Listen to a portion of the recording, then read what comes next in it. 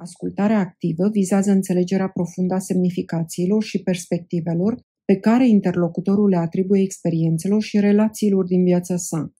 Nu se limitează la auzirea cuvintelor rostite, ci presupune interpretarea emoțiilor, gândurilor și intențiilor din spatele mesajului. Aceasta implică un efort conștient de a te conecta la universul interior al persoanei, de a recunoaște nuanțele și contextul personal al experiențelor împărtășite, oferind simultan suport emoțional și respect față de valorile și prioritățile interlocutorului.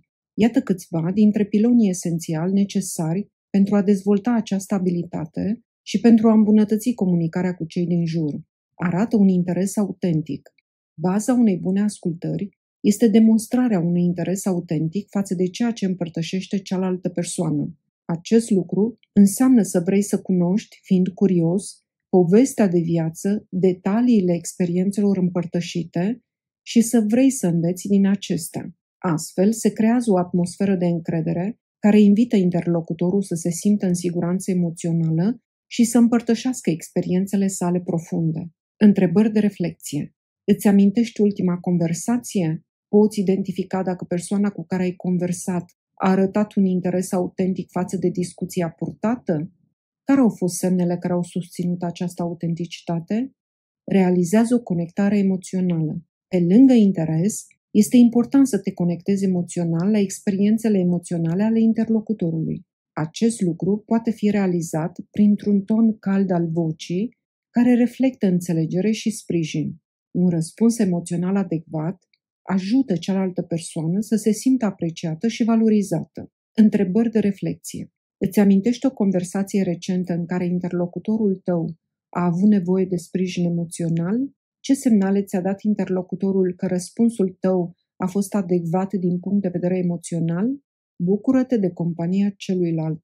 Când te bucuri cu adevărat de compania unei persoane, această emoție este transmisă și întărește conexiunea. Arătând că prețuiești timpul petrecut împreună, cealaltă persoană se va simți confortabil și va fi încurajată să-și împărtășească ideile și experiențele.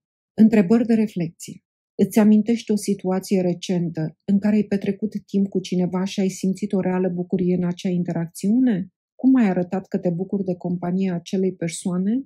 Cum a reacționat interlocutorul la atitudinea ta? Evită întreruperile și judecățile. Pentru a fi un bun ascultător, este esențial să eviți să întrerupi, să oferi sfaturi nesolicitate sau să judeci, permițând persoanei să își exprime gândurile și emoțiile fără întreruperi, arăți respect și oferi spațiu pentru ca aceasta să-și exploreze propriile idei. Întrebări de reflexie.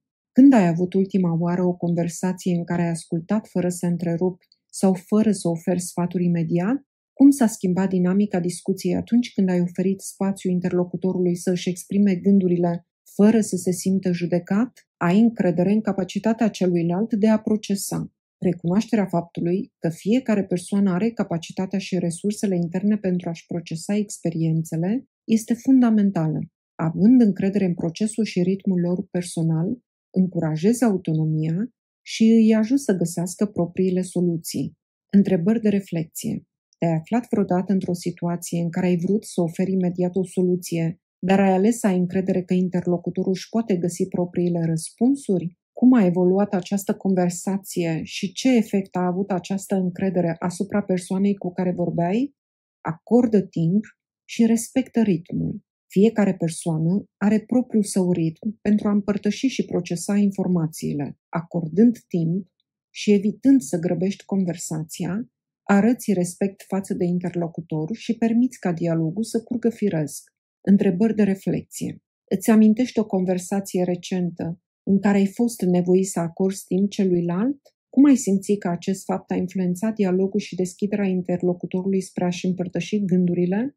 Ajută la concentrare pe prezent. După conversații intense, este util să ajuți interlocutorul să revină în momentul prezent, punând întrebări despre împrejurările recente sau despre activitățile prezente. Poți facilita această tranziție și oferi o încheiere pozitivă conversației. Întrebări de reflexie. Te-ai confruntat vreodată cu o situație în care a fost necesar să ajuți pe cineva să se concentreze pe prezent după o discuție intensă?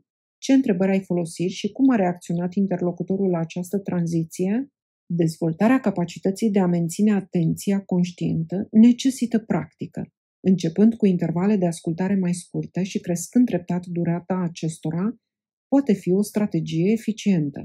În acest fel, ne întărim mușchiul emoțional și ne îmbunătățim capacitatea de a fi prezenți pentru perioade mai lungi de timp. Practica ne permite să identificăm și să gestionăm mai bine distragerile interne, sporind eficiența noastră ca ascultători.